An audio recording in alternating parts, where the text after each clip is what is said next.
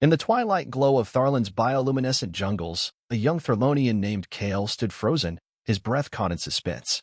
Above, the sky pulsed with an uncharted radiance, not from their famed celestial dances but from alien ships slicing through the heavens like shards of glass. Fear mingled with awe as the village behind him murmured of ancient legends, tales of a mythical race called humans, now dreadfully alive and unfolding above them.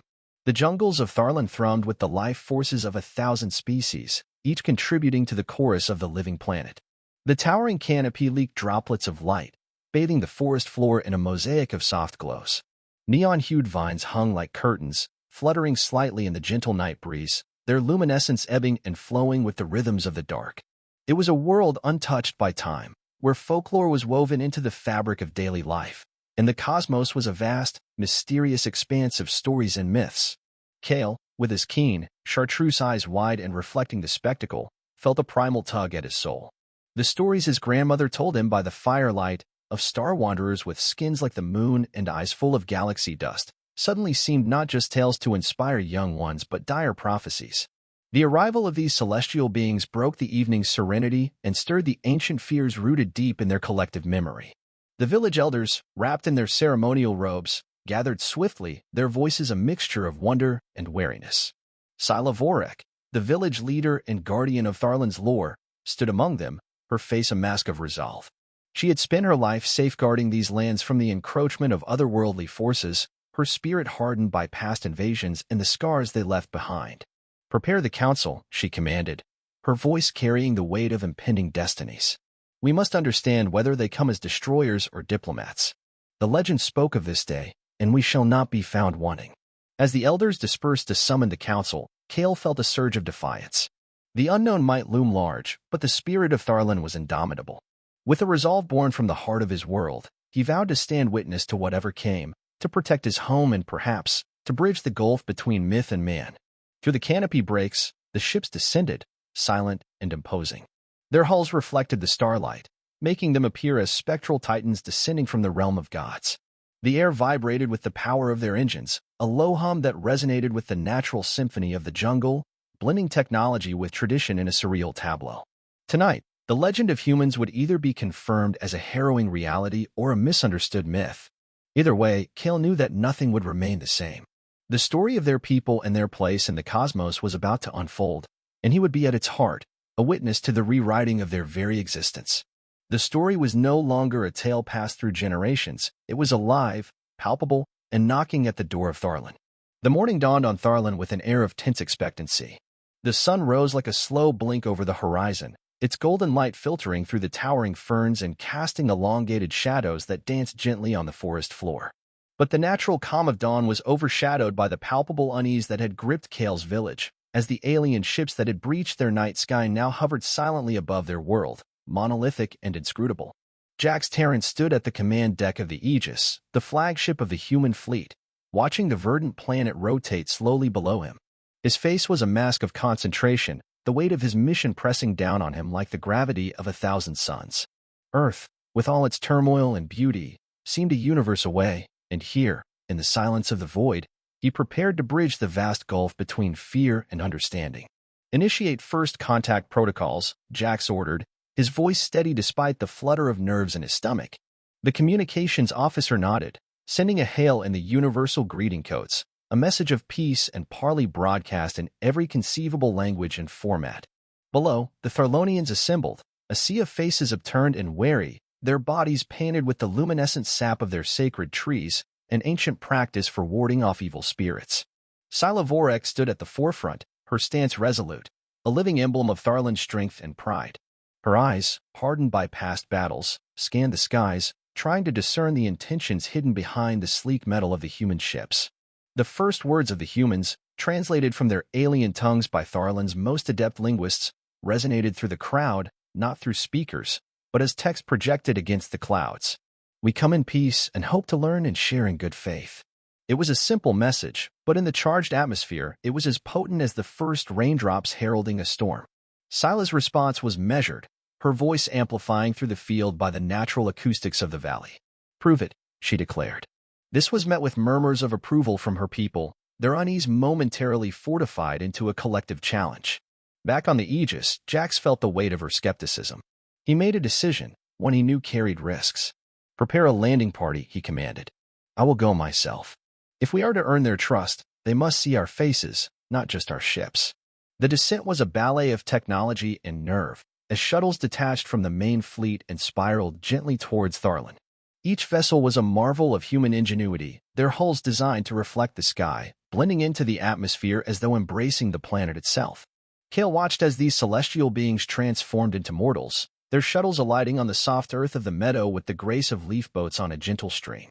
And when Jax Terran stepped out, his figure clad in the simple uniform of his people, the air thrummed with the silent queries of 1,000 Tharlonian minds.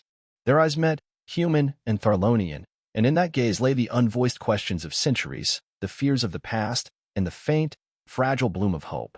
Jax's smile was slight but genuine as he extended a hand, not in conquest, but in greeting. Scylla approached, her steps measured, her every movement watched by her people. As her hand met Jax's, the contact was not just of flesh and blood but of worlds and dreams. The crowd held its breath, the moment suspended like the stars in the firmament. "This is our home," Scylla's voice rang clear and true. "Respect it as we learn to respect you." Jax nodded, his reply simple.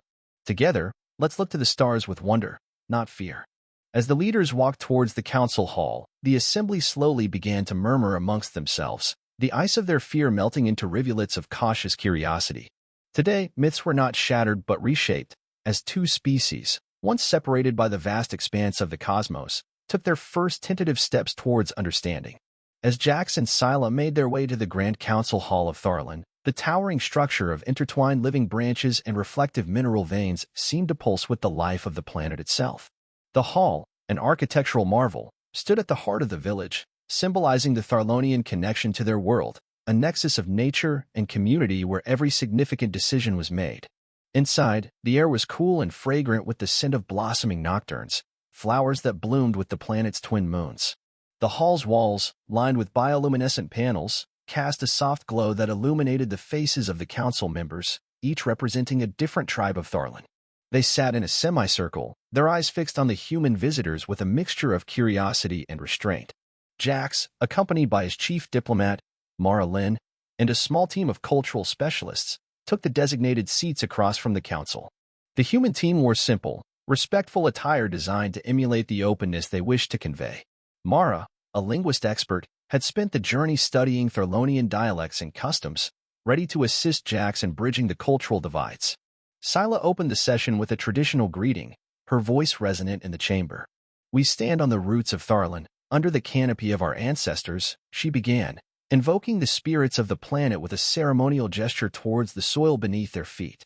Jax responded in kind, having rehearsed the respectful Tharlonian phrases Mara had taught him. "And we come to learn, to share, and to grow together," he replied, his pronunciation careful but sincere. The initial exchanges were cautious, each side presenting their histories and intentions. Jax spoke of Earth's diverse cultures, its struggles with conflict, and its aspirations for a peaceful future among the stars. He shared stories of Earth's environmental rejuvenation efforts, drawing parallels with Tharlan's deep connection to nature.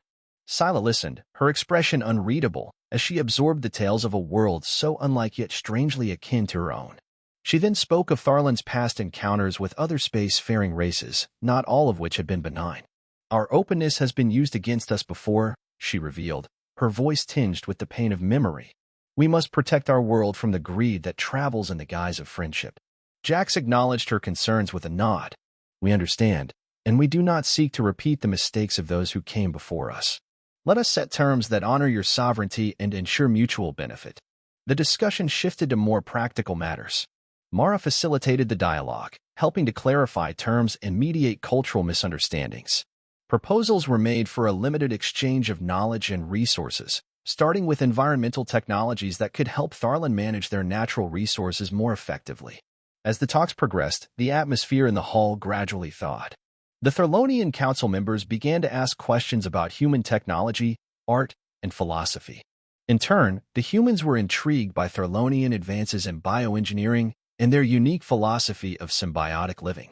By the time the meeting adjourned, the seeds of a tentative agreement had been planted. Both sides committed to drafting a formal pact of cooperation, subject to approval by their respective governments.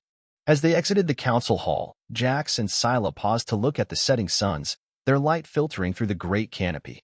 "Today we began a journey," Jax said, watching the sky turn from blue to shades of purple and orange. Scylla's gaze was contemplative as she replied, "Yes, a journey that I hope leads us to a better understanding of not just each other, but of what we can become together."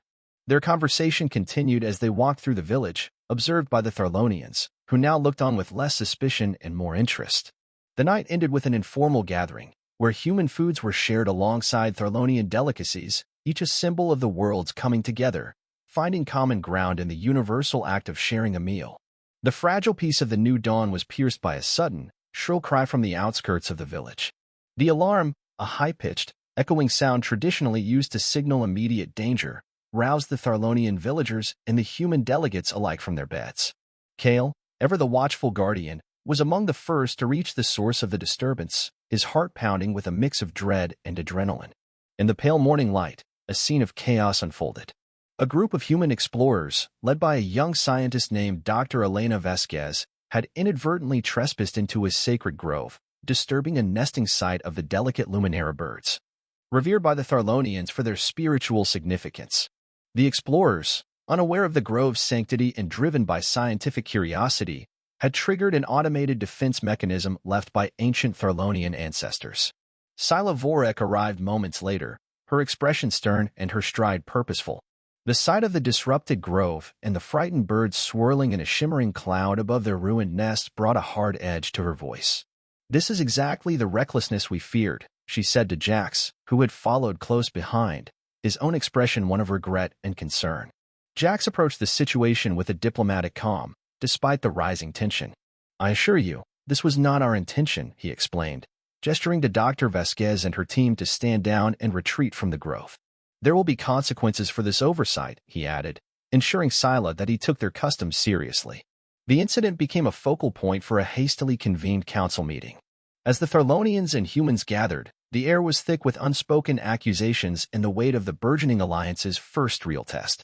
Scylla, as the head of the council, demanded a formal apology and proposed stricter guidelines for human exploration on Tharlan. Jax agreed without hesitation, his commitment to peace apparent in his conciliatory tone. "We will accept these guidelines gladly," he affirmed. "Let this incident be a lesson in the importance of understanding and respecting Tharlonian ways." Despite Jax's assurances, the incident sowed seeds of doubt among certain council members.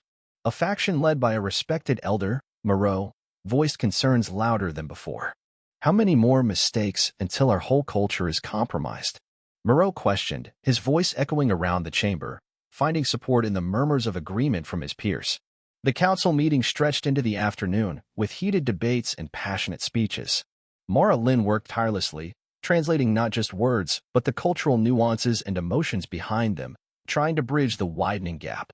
Her efforts, combined with Jax's sincere apologies and promises of enhanced cultural training for his crew, gradually turned the tide. By the time the council adjourned, a resolution had been reached. The humans would limit their explorations to areas designated by the Tharlonian Council, and any new areas would require explicit permission and a Tharlonian guide. In return, Scylla agreed to continue the cultural exchanges, hoping to strengthen their understanding and prevent future misunderstandings. As the delegates dispersed, the setting sun cast long shadows over the village, mirroring the lingering doubts that shaded some hearts. Yet, there was also a sense of cautious optimism. The incident had tested them, but it had also shown the possibility of resolution through dialogue and mutual respect. That evening, as the village gathered for a communal meal, the atmosphere was subdued. The music and laughter of the previous night were replaced by thoughtful conversations and reflective silences. Jax and Scylla, now more allies than adversaries, shared a quiet meal, their discussion turning to the future, pondering the delicate balance between curiosity and reverence, between change and preservation. The night closed on Tharlan with a clearer sky and a cooler breeze, whispering through the leaves of the forest like a promise. While challenges lay ahead, the path forward had been marked by a willingness to confront and resolve them together, a testament to the fragile yet enduring hope that had brought them together under the stars. The following days on Tharlan unfolded under a watchful peace, as the humans and Tharlonians navigated their newly defined boundaries with a mix of caution and curiosity. The atmosphere in the village was one of guarded optimism, tinged with the memories of the Grove incident but buoyed by the ongoing cultural exchanges that continued to foster a deeper understanding between the two species. One afternoon, a group of Tharlonian children, their faces painted with the vibrant colors of the upcoming Harvest Festival, wandered beyond their usual play areas, drawn by tales of human gadgets and curiosities. Their journey took them to the edge of a human research camp, which was temporarily set up at the border of an agreed exploration zone. Dr. Elena Vasquez, now keenly aware of the delicate balance she needed to maintain, was overseeing an ecological survey. She noticed the group of children peering curiously from behind a cluster of ferns, their bright eyes wide with both excitement and nervousness. Remembering the commitments made by both sides for peaceful coexistence and cultural respect, she paused her work and approached them with a gentle smile. "Would you like to see what we're working on?" she offered, using a few words of Tharlonian she had picked up. The children, initially hesitant, soon gathered around as Elena showed them non-invasive tools used to analyze plant health. Their fascination was evident, and laughter soon filled the air, breaking down the invisible barriers that had begun to form. However, the light-hearted scene was abruptly disrupted by a sudden downpour, a common yet sometimes fierce occurrence on Tharlan. As the rain hammered down, turning the ground into slippery mud, one of the children slipped and rolled towards a steep embankment that led to a rushing river swollen from the seasonal rains. Without hesitation, Elena dashed through the muck, her heart pounding in her chest.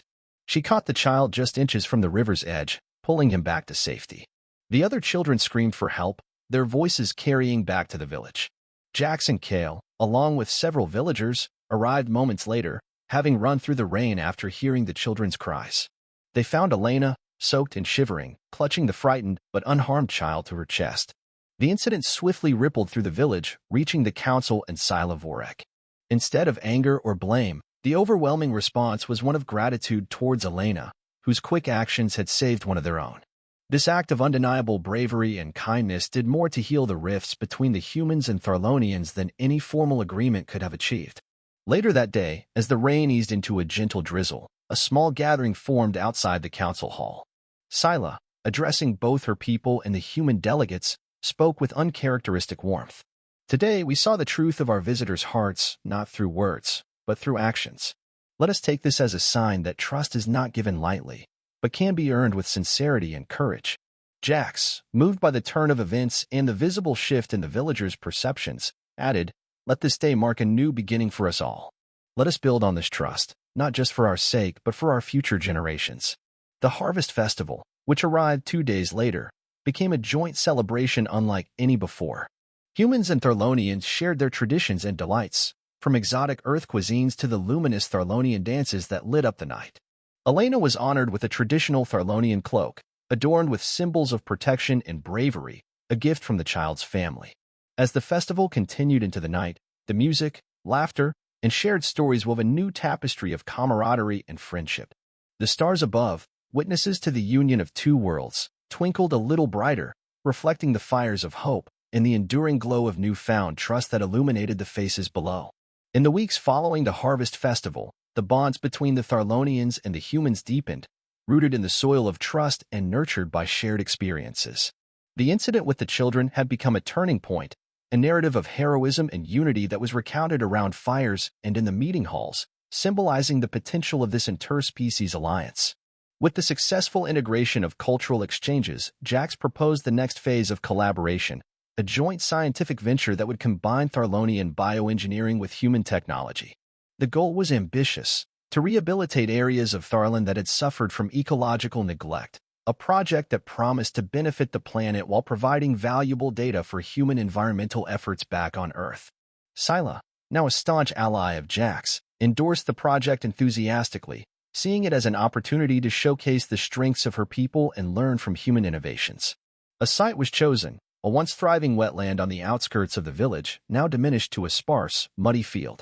The project was named the New Dawn Initiative, symbolizing the regeneration of Tharlan's natural beauty and the dawn of a new era of cooperation. The launch day of the initiative drew a crowd of both Tharlonians and humans, eager to witness the beginning of this groundbreaking project. Dr. Elena Vasquez and her Tharlonian counterpart, Elon, a skilled bioengineer known for his work in ecological restoration, were appointed as co-leaders of the project. Their first task was to introduce a series of bio-nanites, designed by Elon and enhanced with human nanotechnology, into the soil to rejuvenate its nutrients and restore its natural biota. As the nanites were released, the crowd watched in awe as the mud began to bubble slightly, a sign that the tiny machines were active and beginning their work. Elon explained the process to the onlookers, his voice filled with pride. These nanites are programmed to replicate the conditions of our most fertile grounds. Within a few weeks, you will see this land transformed. The project wasn't just about ecological restoration. It was also a learning ground for both species. Human scientists were introduced to Tharlonian techniques of symbiotic planting, methods that involved cultivating plants in ways that naturally enhanced each other's growth without the need for chemical fertilizers.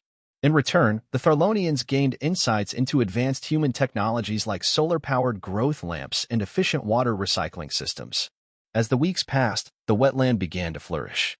New grasses sprouted, and soon, flowers began to dot the landscape, painting the mud with vibrant colors.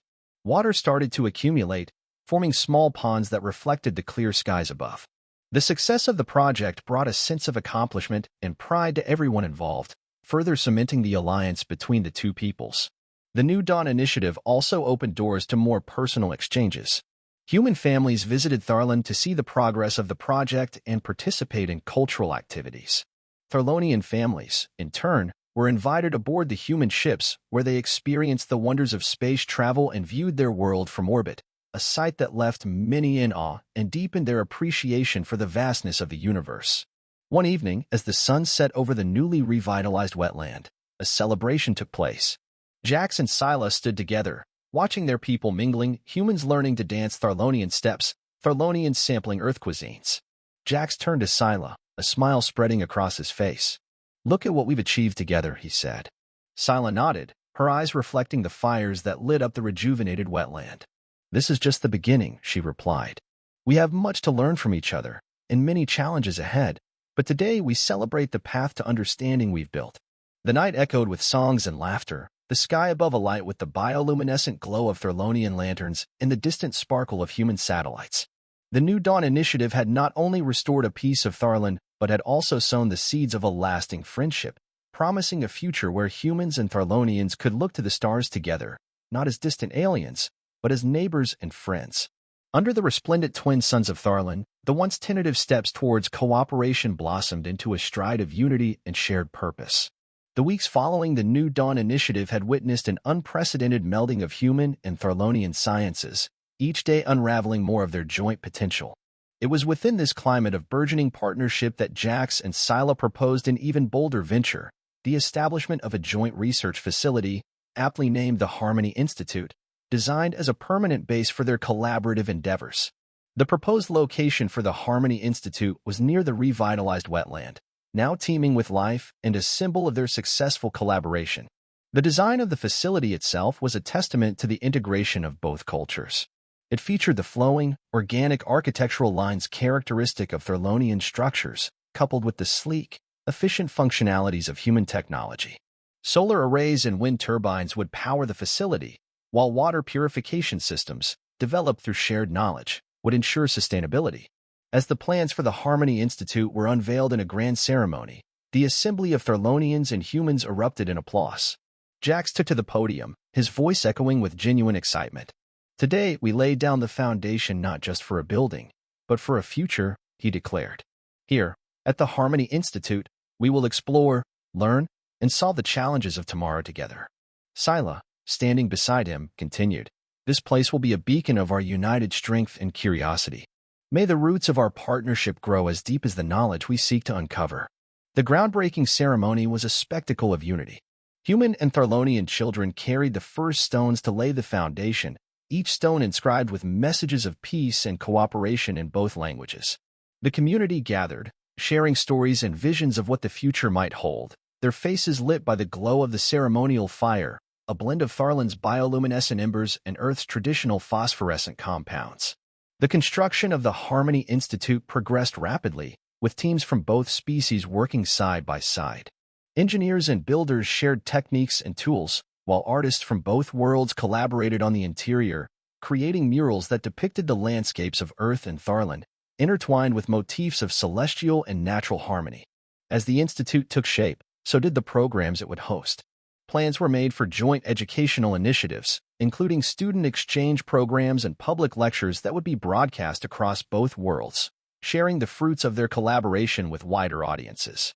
Researchers prepared to study not only environmental and technological subjects but also the social sciences, seeking to understand and document the cultural shifts occurring due to their integration.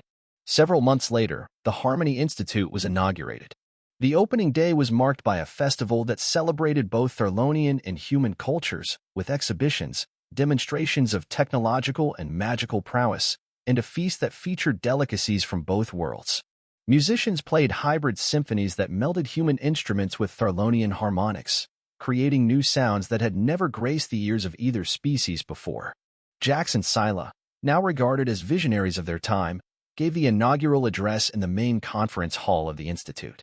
"As we open these doors," Scylla said, gesturing to the wide-open portals of the Harmony Institute, "we also open our minds and hearts to the endless possibilities before us." Jax added, "Here, we are not humans or Thorlonians. We are pioneers on the frontier of a new era of understanding and respect." The celebration continued into the night, under the starlit sky of Tharlan, now less a foreign canvas and more a shared tapestry of dreams. The Harmony Institute stood as a monument to their collective endeavor, a place where the future would be written not in the language of one, but in the chorus of many. As the twin moons of Tharlan rose over the newly inaugurated Harmony Institute, their soft glow seemed to bless the edifice with a tranquil luminance. Inside, the expansive halls buzzed with the vibrant energy of collaboration and discovery. Here, the walls themselves narrated the tale of two disparate cultures intertwined by the threads of curiosity and mutual respect. Each mural, each artifact displayed, each room named after pioneers from both worlds, echoed the profound unity achieved. In the months that followed, the Institute became a crucible of innovation. Its labs and classrooms were arenas where the brightest minds of both species worked side by side, challenging the boundaries of what was known. The environmental technologies developed there were not only healing Tharlan but had potential applications on Earth and beyond. Agricultural advances ensured that Thorlonian fields were more fertile than ever, and human cities back home looked forward to implementing these eco-friendly techniques. Scylla and Jax, reflecting on their journey, decided to document the history and achievements of their alliance. This project culminated in a grand library within the Institute, housing digital tomes and traditional books crafted from Thorlonian biopapers and human synthetic materials. The library was named the Celestial Archive, a repository of knowledge for future generations. As the first anniversary of the Institute approached, a special conference was convened, inviting leaders, scholars, and diplomats from various planets and systems.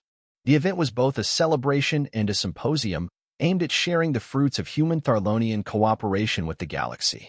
Jack stood before the assembly, his eyes sweeping over the crowd of diverse beings gathered in the grand auditorium. "When we embarked on this journey with our friends from Tharlan," he began, his voice steady and clear, "we envisioned a bridge that would span the gulf of the unknown. Today, that bridge stands firm, and we invite you all to cross it with us."